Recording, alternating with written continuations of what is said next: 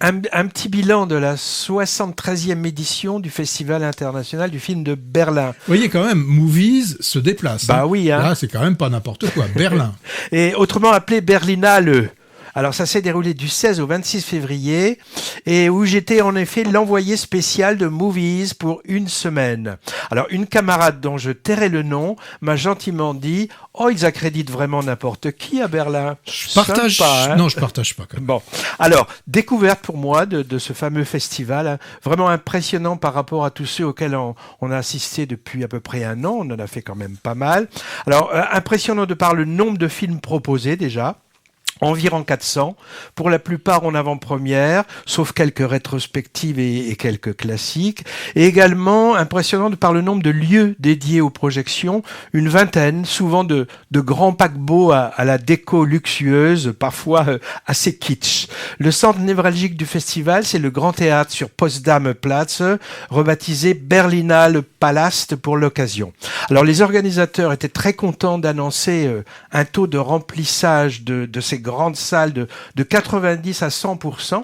Et ça, c'est un exploit, sachant que les séances débutaient à 9 heures du matin. Donc, grande affluence, presque équivalente à celle de l'époque pré-Covid, avec 350 000 tickets vendus, j'ai lu. Hein. Alors, une dizaine de sections pour ce rendez-vous qui se veut éthique du point de vue de la parité, de l'inclusivité, du développement durable. Il y avait toute une littérature là-dessus dans l'épais catalogue. Hein. Alors, la section la plus prestigieuse, c'était la compétition internationale, avec une sélection de 20 films du monde entier. Alors, c'est intéressant parce qu'elle est ouverte à toutes les formes cinématographiques. Il y avait par exemple 2 documentaires, et 2 films d'animation dans le lot.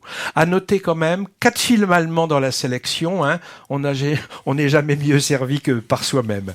Et puis à côté de ça, tout un tas de sections parallèles, courts-métrages, sections pour ados, nouveau cinéma allemand, rétrospective, etc. Moi, la section la plus intéressante, à mon avis, c'était la section panorama, avec des films qui paraissaient originaux et qui faisaient envie. Il y a eu aussi un focus et des manifestations spéciales sur l'Ukraine et sur l'Iran. Alors moi j'ai vu une vingtaine de longs métrages, choisis pour certains au hasard, hein, avec des bonnes et des moins bonnes surprises. Je vais pas les égrener ici, hein. On en parlera éventuellement quand ils sortiront en France, s'ils sortent, ce qui n'est pas sûr du tout pour tous. Hein. Moi j'ai plutôt privilégié les films francophones et anglophones pour une question de langue. Tous étaient sous-titrés en allemand, que je ne pratique pas, et très souvent en anglais, mais pas toujours. J'ai aussi fait quelques incursions dans d'autres cinématographies, car je recherchais des comédies, et ça, c'est rare dans ce genre de manifestation. J'en ai quand même trouvé une, Argentine, qui valait le coup, et j'espère qu'elle sortira en France. Hein. Un peu comme dans d'autres grands festivals, je pense à Cannes ou Venise par exemple, on est dans une certaine schizophrénie lors de ces événements cinématographiques. Alors je m'explique. On a d'un côté les soirées de gala, les hommages, les tapis rouges avec la fan zone, les people, souvent américains d'ailleurs. Hein. Par exemple, s'ils sont montrés Spielberg, il y avait un hommage à sa carrière, Bono, Cate Blanchett, John Malkovich, Sean Penn, Vicky Krieps, Daniel Defoe, Peter Dinklage. Tu vois qui c'est Peter Dinklage? C'est le petit monsieur qui joue le Tyrion Lannister de Game of Thrones. Mm-hmm. Il y a même eu Géraldine Chaplin, j'ai été étonné de la voir, elle a 85 balais je crois, elle était habillée comme une petite adolescente. Alors tout ça fait le buzz et assure une couverture médiatique. Et puis de l'autre côté, une sélection de films très pointus, de réalisateurs souvent pas ou peu connus du grand public, bref du pur cinéma art et essai. Donc consécration en grande pompe d'un côté et découverte de nouveaux talents de l'autre, mais finalement, pourquoi pas. Hein. Alors, résultat de la compétition. Le jury décerne 8 ours. Il y a 8 ours à Berlin. 1 d'or pour le meilleur film, et puis 7 d'argent pour la réalisation, le scénario, les acteurs, etc. Le jury était présidé cette année par l'actrice Kristen Stewart. Kristen Stewart, c'est la fameuse Bella de la saga Twilight, aux côtés de Robert Pattinson. Ah tiens, ça faisait longtemps qu'on n'avait pas nommé ce Robert Pattinson. Alors comme lui d'ailleurs, elle s'est reconvertie depuis vers un cinéma un peu plus arty, français en particulier. Elle a tourné 2 films avec Olivier Assayas. On l'a vu aussi, cette Kristen Stewart, dans 2 biopics.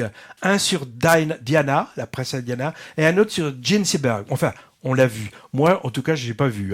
Donc, pour les résultats, cocorico, les 2 tickets français de la compète repartent avec des honneurs. Et du coup, la presse française en a parlé un peu. L'Ours d'Or est revenu à Sur l'Adamante, du documentariste français Nicolas Philibert. Alors lui, il est déjà multiprimé pour Le Pays des Sourds en 92 par exemple, ou Être et avoir en 2002. Alors il était très ému et surpris. Bon, moi aussi d'ailleurs. C'était le dernier projeté de la compétition. Et je l'avais vu la veille des résultats. C'est vraiment bouleversant, mais j'y croyais pas trop à la médaille. Il a remercié le jury de mettre à l'honneur l'art du documentaire. On en parle bientôt, plus longuement, puisque le film sort dans 3 semaines. Autre français récompensé, le vétéran post-nouvelle vague à la notoriété plutôt confidentielle, Philippe Garrel, sacré meilleur réalisateur. C'est le papa. C'est le papa de Louis. Pour Le Grand Chariot, tourné justement avec son fils Louis et en plus avec ses 2 filles. Alors lui, Philippe Garrel, il a rendu un hommage à Godard lors de la remise du prix. On en reparlera aussi quand il sortira, mais là, j'ai pas la date de sortie de prévue. Pour les autres prix, j'ai pas trop le temps là. Vous trouverez ça dans la presse pour ceux et celles que ça intéresse. Ah si, quand même, un truc étonnant, Patrick, je te l'ai dit déjà. L'Ours d'Argent, pour l'interprétation, a été donné à une jeune fille espagnole de 8 ans. 8 ans.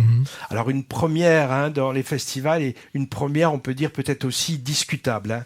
Dernière chose, Patrick, comme d'autres festivals importants, la Berlinale est un événement pour le grand public, la presse ciné, etc., mais également pour les professionnels du secteur, distributeurs et exploitants par exemple. Adossé au festival proprement dit, il y avait ce qu'on appelle le EFM, European Film Market, rendez-vous commercial où les films s'achètent et se vendent. T'en as acheté ? Oui, justement, c'est pour ça. J'y suis allé voir par curiosité et j'ai vu la liste. Il y avait juste 700 films sur le marché. Et ça bouillonnait dans les espaces et dans les salles de projection dédiées. Je t'ai acheté 2 films en exclusivité pour ton festival d'Estin d'Oeil cet été. Mais je te dirai lesquels hors antenne, car le deal est confidentiel. Voilà pour Berlin. Pour Berlin avant Cannes en mai peut-être, on verra. On verra.